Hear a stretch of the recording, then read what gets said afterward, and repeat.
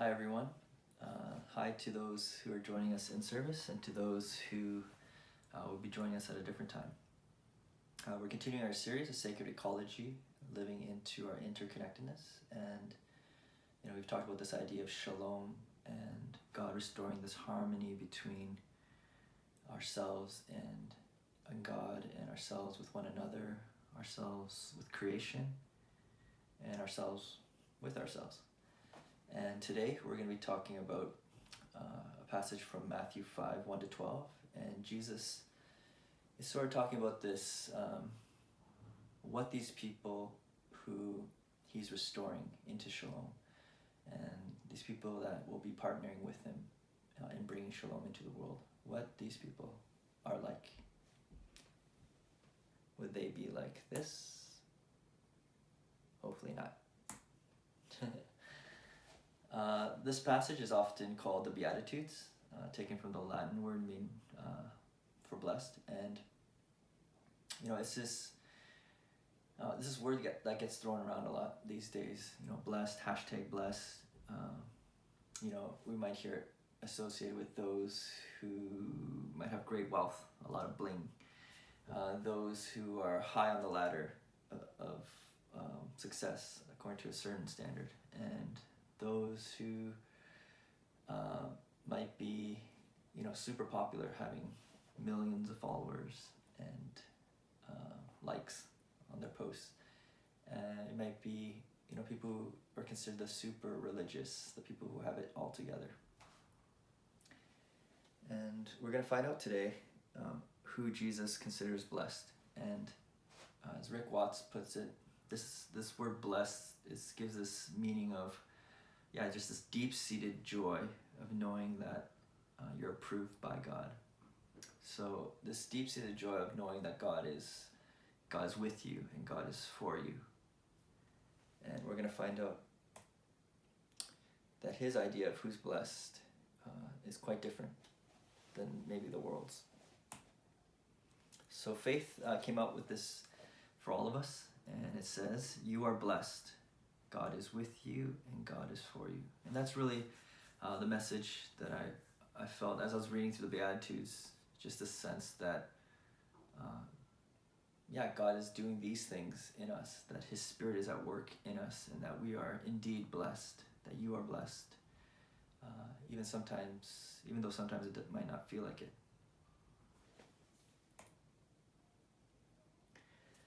So the first one, so all these are coloring pages that I asked my kids to color. They worked very hard. You might notice some smudging from tears and sweat. But the first one is, "Blessed are the poor in spirit, for theirs is the kingdom of heaven." So for those of us who are quite the opposite, don't feel, rather than having it all together, lately feel like they don't have it all together, really feeling the shortcomings, really feeling that they're just going to lose it, hanging by a thread, just hanging by a thread and just daily crying out to God, "Help me. I don't know if I can keep going. Please help me." If that's you and you're finding yourself in this place where you realize how much you need God, how much you need others, then there's good news for us, that all these false ideas of self-sufficiency and autonomy are really being shaken. And even with the financial uncertainty, with health, and even plans being thrown in the air, just really realizing we can't trust in ourselves. And it's good news. God calls us blessed, because it's in this place that we realize that we have open hands. We're in this place where we say, "We need you, God." And that's the place where really everything starts, where we need God, and he's able to give us the help we need.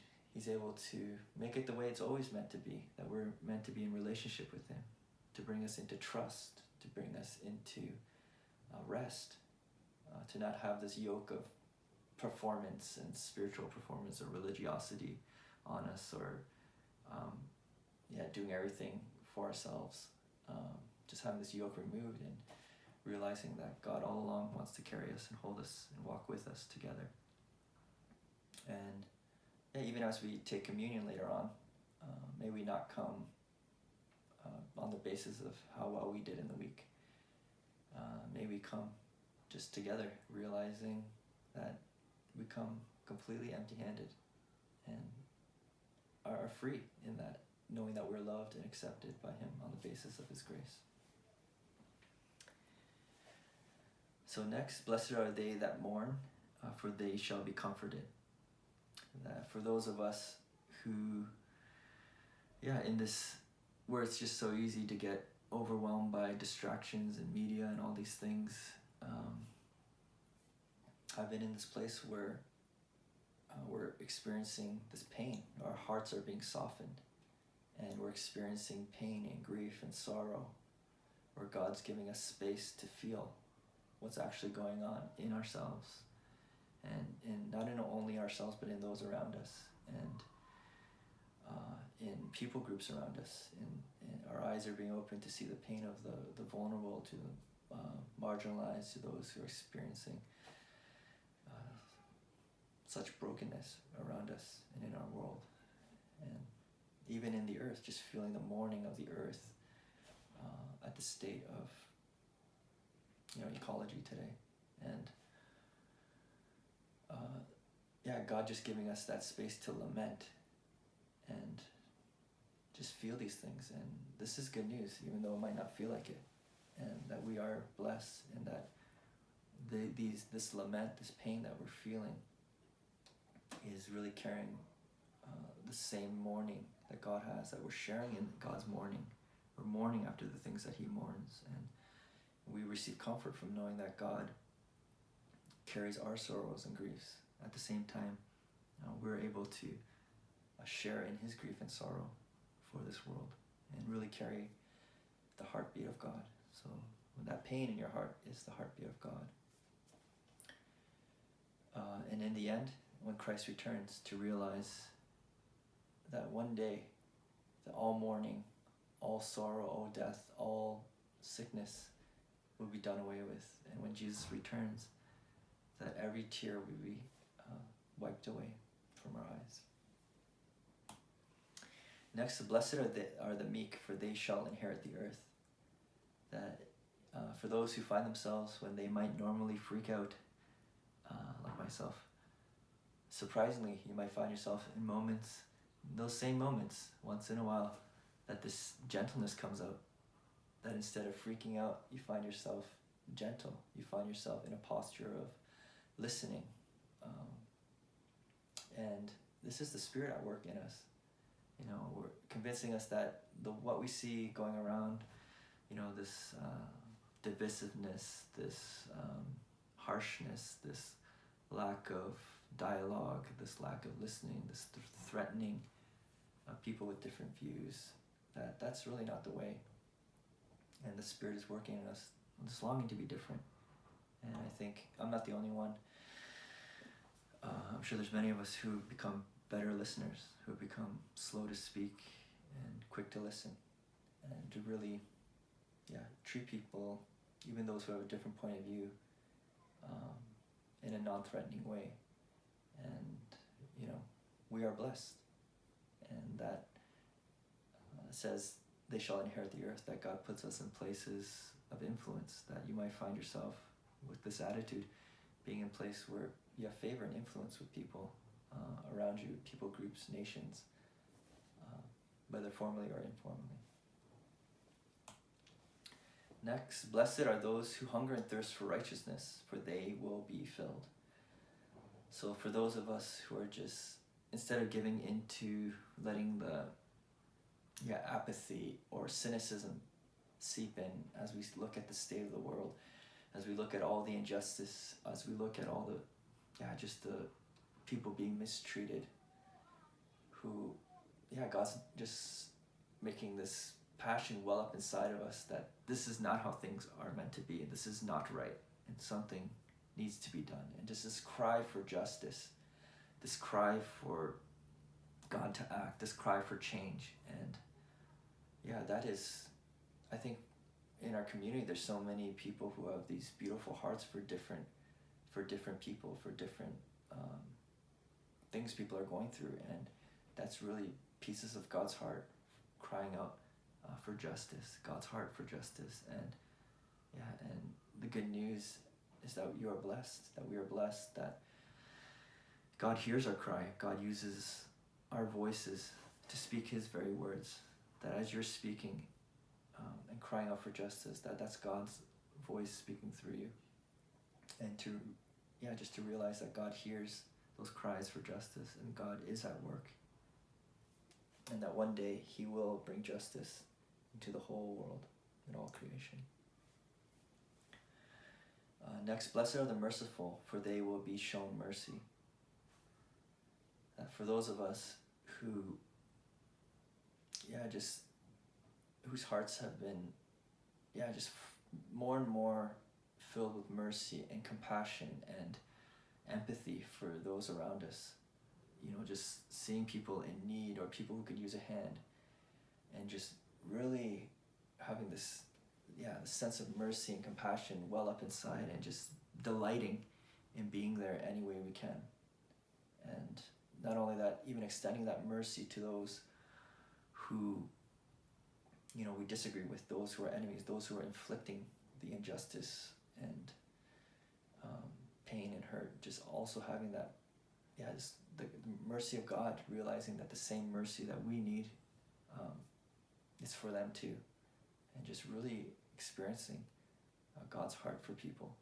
And God wants to say to us that you are blessed, that when we taste that delight of showing mercy and compassion, and that's a glimpse, really is a taste of what God delights, how God delights in showing mercy and compassion to us, that he loves to be there for us. Blessed are the pure in heart, for they shall see God. So blessed are those who God's working in their hearts just to want him more and more, to have this desire that our thoughts and our actions, our attitudes, our words just really be in line with him, be pleasing to him. And this longing for more of him, this longing, just to love him and to know him more.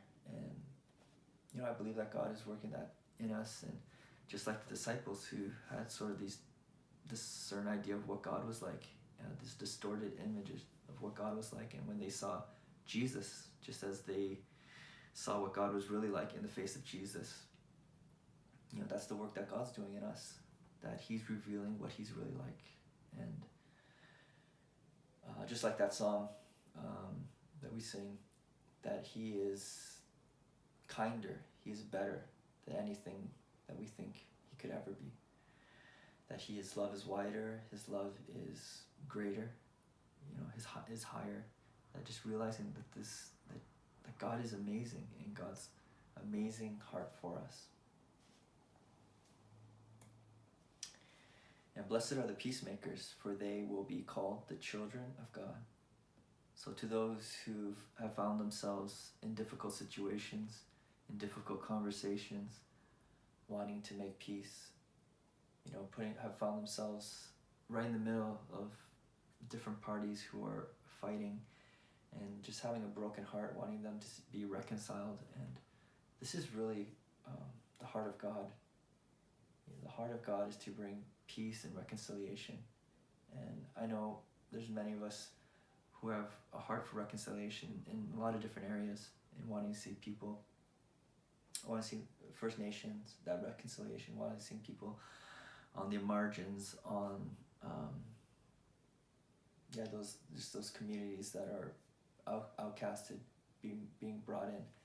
And that's really the heart of God. And oftentimes we might find ourselves where we're misunderstood by both parties, and that's a part of it. And being willing to put ourselves there out of love for everybody, and wanting to see people be unified. And to those, God says, or God calls children of God, that you are called children of God, sons and daughters. And as R.T. France puts it, when he sees us reflecting the God of shalom, the God of reconciliation, sees us doing this, he says, that's my kid. Those are my kids.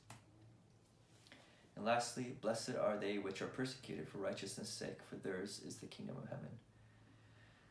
That we're going to be talking about, we're taking a moment later on for the International Day of Prayer for the Persecuted Church. But also for right now, just thinking of for those who are going through excommunication, those who are going through being mistreated, ill-treated, losing opportunities, losing friendships, losing family over what God's calling them to stand for, and even just bearing the name of Jesus in a culture that can be hostile towards Christianity, and just be willing to bear that name in everything that comes with that, to carry our cross. To those Jesus calls blessed, that he is indeed with you, that you are part of his beloved, and everything that he has is yours, and that the persecution and the pain and the things that you're facing as a result of him, that we're sharing in his suffering. We're sharing and fellowshipping in his suffering. And just before I close, as Tim Mackey says, these Beatitudes, they are a portrait. They're different pieces of a portrait. Just as they're formed together, they form this portrait of Jesus and of what he's like. The one who is poor and humble, who gave up the riches of heaven, to come as a servant. The one who is meek and gentle. The one who just reached out to the marginalized, reached out to the outcast, and the one who is hungering thirst for righteousness. The one who is merciful. The one who cried out against injustice, the one who stood against the injustices in his day and continues to do so, and the one who shows mercy to the sinner, to all the way to the one who was condemning him, his enemy, even to the most religious who were against him. He extended that mercy, to the one who was persecuted for peacemaking, for reconciling the whole world to himself. He gave up his life, was spat upon, was shamed, and he gave himself, all of himself for us. And this is the Jesus that we are becoming like, we're being formed into, and it's the gift of knowing him, the gift of becoming like him, the gift of carrying his message into this world. And I just want to encourage you that you're that sort of person, you're that sort of people, and that you're indeed blessed. And just closing, you're blessed, God is with you, and God is for you. And I'll leave you with a few questions, or one question. Which blessing do you feel God's Spirit is working in you these days? So you can have a look at these and just really acknowledge that God's Spirit is at work in you.